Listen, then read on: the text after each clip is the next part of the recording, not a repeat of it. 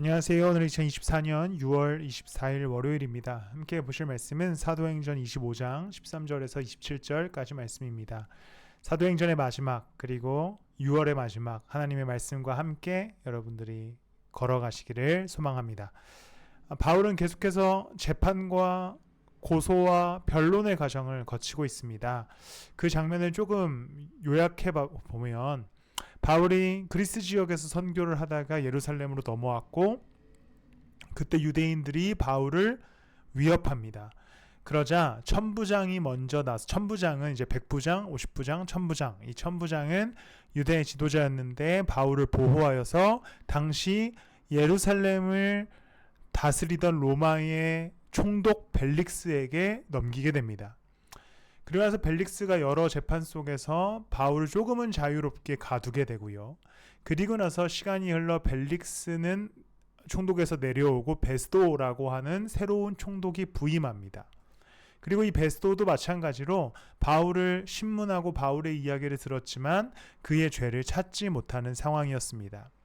그때 총독보다 하나 위에 있었던 아그리빠 왕이 이 베스도를 방문하게 되고 바울과의 만남을 갖게 되는 장면이 오늘 본문입니다. 아그리빠 왕은 로마의 황제는 아니었고요. 이 유대 지역, 고대 근동 지역을 다스리는 로마의 왕이었습니다. 당시 로마의 제국이 워낙 컸기 때문에 당시 황제였던 글라디우스가 전부 이 모든 것을 통치할 수 없었고 각 지역의 왕들을 세워서 다스리게 했는데 이 아그리빠 왕이 바로 그 유대 지역을 다스렸던 왕이었던 것이죠. 그리고 이 아그리빠 왕과 그의 아내가 바울을 만나는 장면이 바로 오늘 본문에 기록되는 내용입니다. 총독 베스도는 아그리빠 임금에게 바울에 관해서 이야기하면서 일정한 이야기를 합니다. 25절에 보면 그러나 나는 그가 사형을 받을 만한 아무런 일도 하지 않았다고 판단하였습니다. 그런데 그는 스스로 황제께 상소하였으므로 나는 그를 보내기로 작정하였습니다. 그러니까 이 아그리빠 왕 앞에서 베스도 총독이 바울에 관해 이야기할 때 그는 사형받을 만한 일이 없다 라고 무죄를 선언해 주는 것이죠. 그리고 그 뒤에 26절과 27절에서도 그가 확실한 증거가 없다. 그래서 내가 일단은 아그리빠 왕 앞에 그를 세웠습니다 라고 얘기하는 것이죠.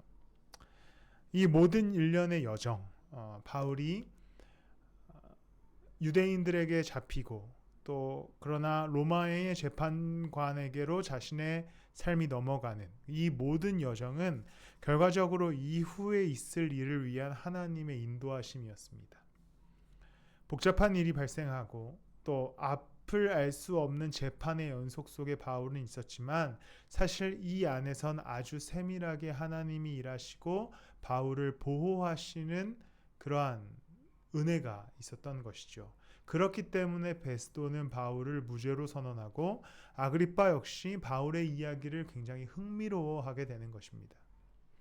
우리의 삶을 살아가다 보면 수없이 문제가 발생하고 우리가 이해할 수 없는 일들이 우리를 덮치지만 우리가 토요일 나눔과도 일맥상통하지만 하나님은 모든 삶의 여정과 계획과 세밀함 속에서 우리를 지키신다는 사실을 기억하십시오. 그 하나님을 믿음으로 오늘을 걸어가시기를 축복합니다. 기도하겠습니다. 사랑과 은혜가 풍성하신 주님, 주님이 바울을 지키셨듯 오늘 나도 지킴을 믿습니다. 그것은 바울이 대단한 사람이어서가 아니라 바울이 주님을 믿는 사람이었기 때문에 지키셨을 줄을 믿습니다. 우리도 오늘 지켜주시고 주의 길로 인도하여 주시옵소서. 감사드리며 예수님의 이름으로 기도드렸습니다. 아멘.